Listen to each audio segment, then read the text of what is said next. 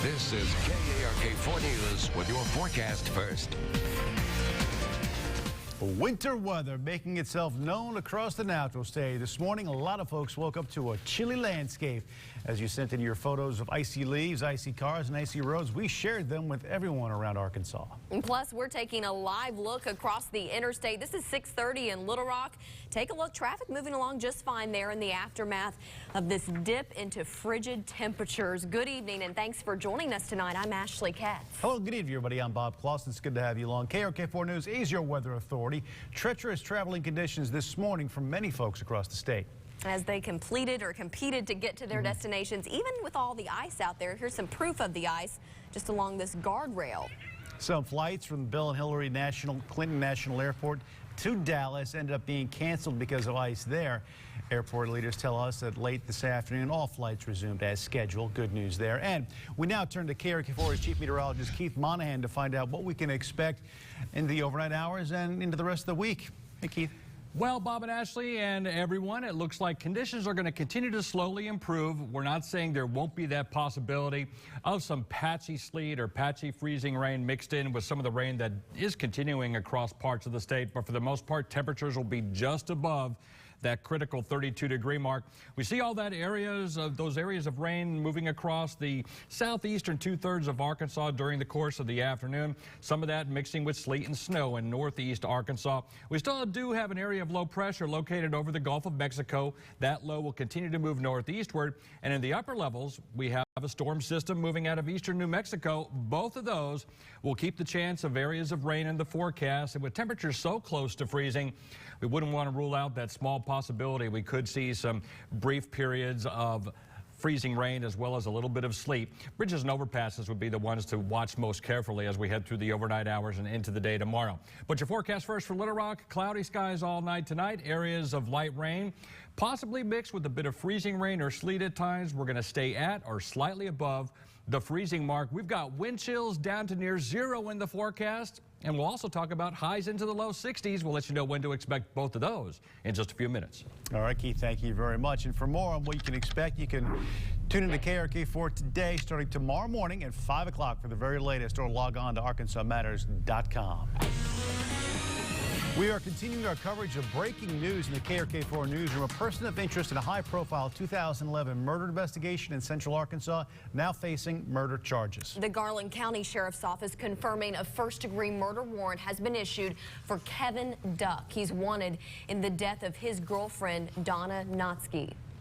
Now, Notsky was a Hot Springs Village dispatcher whose body was discovered just 4 days before Christmas of 2011. Right now, authorities believe Duck is out of state. KARK4's Brittany Johnson is covering this story, and will have an interview with a friend of Donna's tonight at 10. And turning to safety matters now, the consequences of drunk driving can be devastating. And that is why Bryant police are showing some frustration tonight after they recently took a man into custody for his 14th DUI arrest. Edward Lockhart was arrested November 15th, and he remains in jail tonight on $100,000 bond. KARK's Drew Petrimo looking into this story, and he joins us live now. Drew, so many questions about what happened here. Well, that's exactly right, and victim advocates say this is exactly why tougher laws regarding DUI were passed during the last legislative session. It's frustrating, but I mean, we've got a justice system, and it's the only one we've got. In the latest case of Edward Lockhart facing charges of being intoxicated behind the wheel, Bryant police spotted the 52-year-old driving on Highway 5 near the Pinecrest Cemetery. Crossed over the center line, weaving in between the center line and the fog line, going way below the posted speed limit. Bryant police arrested Edward after they say he refused sobriety test. Astonishingly, police say it's the 14th time Edward has been charged with DUI. I don't know why some grown people can't get the message that you don't drink and drive. And he's had numerous opportunities, and I think they ought to throw the book at him. Arkansas Community Correction officials confirm that Edward was sentenced to 10 years in prison in late 2002 over a slew of previous DUI arrests. But he was out by 2006, and Bryant police say he's been convicted of DUI at least 5 times since then. We know statistically that the repeat offending drunk driver is the most dangerous driver by far out on the road. Teresa Ballou with Arkansas Mothers Against Drunk Driving says there's no telling how many times Edward has put lives on the road in danger. This is just how many times that this individual has actually been arrested. So it really does give you pause when you think about the possibility that Now, the laws passed during the last legislative session make it easier for investigators to charge repeat offenders with felonies when they are arrested for DWI. Investigators hope that these latest charges against Edward Lockhart will land him behind bars in prison. Guys. Drew, thank you very much. Turning to money matters. The cost of a Christmas tree grinding some folks' gears, you could say. And, you know, the tree isn't really the issue, because I think the tree is great. You know, who doesn't love a Christmas tree? Faulkner County man wonders if the $130,000 Christmas tree in Conway's town center was really the city's best deal.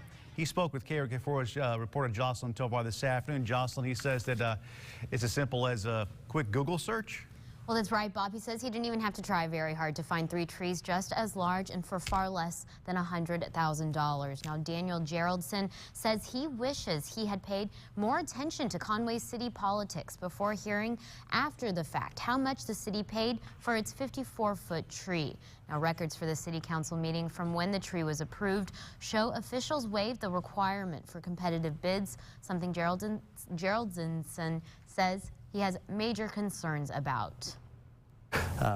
Really, the issue is if you know, our public officials are waiving the competitive bid requirements required by our municipal code, they're really not being wise stewards of the taxpayers' money, in my opinion.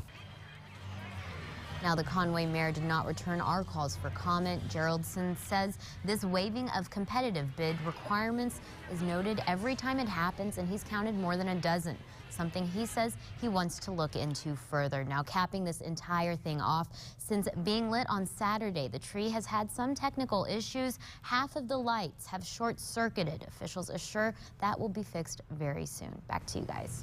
All right, thanks, Jocelyn. A fire destroying a Little Rock home early this morning. Investigators say thanks to smoke detectors, everyone here at 21 Janwood Drive was able to get out of the home safely. Early estimates put the total cost of the damage, though, at about $245,000. It's a total loss. Investigators are now looking at the fireplace and chimney as a possible place where this fire started. And Pine Bluff police arresting a man on murder charges there. Police arrested Jamal Pridgeon Sunday in connection with the shooting death of Terrence Brooks earlier this month. And a Fort Worth firefighter cleared of murder charges after a setup in Garland County turned deadly. Sally Jo Jackson and Anthony Thomas are both facing first-degree murder charges after they admitted to lying to Garland County Sheriff's investigators. The duo originally claimed Shay O'Neill lunged at their friend Easton Hogue, fatally stabbing him, when in reality, Hogue and Thomas jumped O'Neill in a car that Jackson was driving. O'Neill stabbed Hogue in self-defense.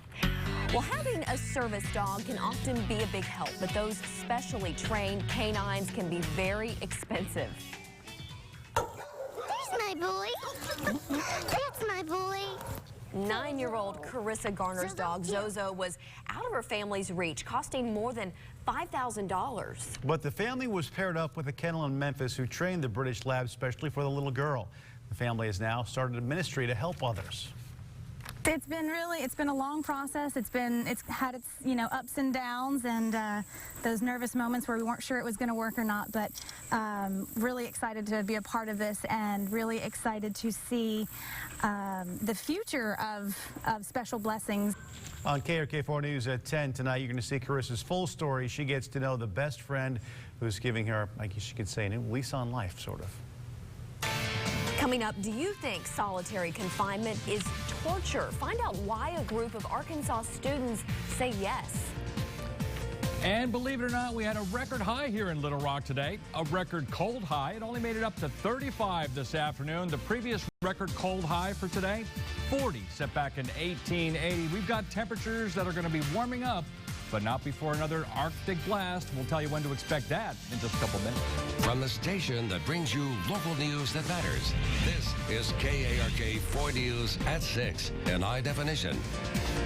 With Bob Clausen, Ashley Katz, Chief Meteorologist Keith Monahan, and Aaron Peters with your Razorback Nation report.